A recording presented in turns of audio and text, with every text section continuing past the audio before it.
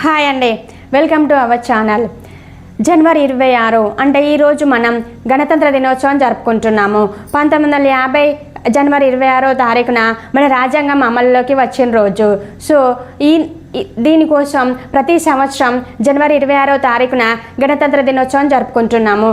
గణతంత్ర దినోత్సవం సందర్భంగా జరిగేటటువంటి జెండా వేడుకలని జెండా ఆవిష్కరించడం అనాలి.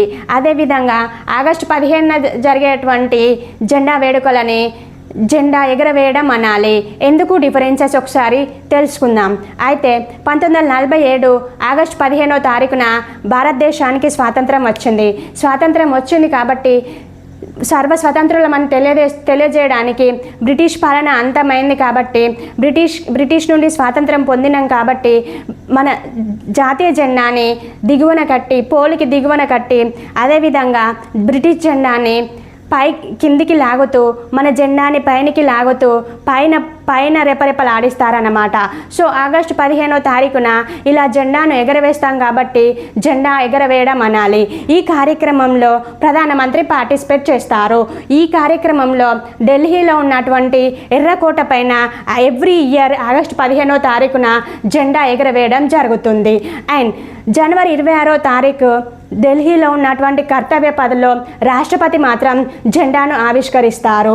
మరి ఎందుకు అంటే రాజ్యాంగం అమల్లోకి వచ్చింది. అదేవిధంగా రాజ్యాంగాధిపతి అయినటువంటి రాష్ట్రపతి మాత్రమే కర్తవ్య పథలో జనవరి 26వ తారీఖున జెండాను ఆవిష్కరించడం జరుగుతుంది. దీని మీనింగ్ ఏంటి అంటే ఇదివరకే మేము సర్వస్వతంత్రులం, మనమందరం సర్వస్వతంత్రులం, భారతదేశం స్వాతంత్రం పొంది ఉంది, మన రాజ్యాంగం అమల్లోకి వచ్చింది అనడానికి గుర్తుగా పోలికి పైనే కట్టి ఉన్నటువంటి జెండాని ఆవిష్కరించడం జరుగుతుంది. అంటే రెపరెపలాడించడం జరుగుతుంది. ఈ జనవరి 26వ తారీఖున రాష్ట్రపతి మాత్రమే జెండాను ఆవిష్కరించడం జరుగుతుంది. ప్రధానమంత్రి హాజరైనప్పటికీ జెండా ఆవిష్కరణ మాత్రం ప్రతి సంవత్సరం కర్తవ్య పథలో రాష్ట్రపతి చేతుల మీదుగానే జరుగుతుంది. ఎందుకంటే రాజ్యాంగాధిపతి అయినటువంటి రాష్ట్రపతి రాజ్యాంగం ద్వారా గుర్తించబడ్డాడు అనడానికి గుర్తుగా, దేశ ప్రథమ పౌరుడు అనడానికి గుర్తుగా ఎవ్రీ ఇయర్ జనవరి 26వ తారీఖున జెండా ఆవిష్కరణ కార్యక్రమం మాత్రం రాష్ట్రపతి చేతుల మీదుగా జరుగుతుంది. జనవరి 26 మరియు ఆగస్టు 15 ఈ రెండు జెండా వేడుకలకి ఈ డిఫరెన్సెస్ మనం తెలుసుకున్నాం ఈ వీడియోలో.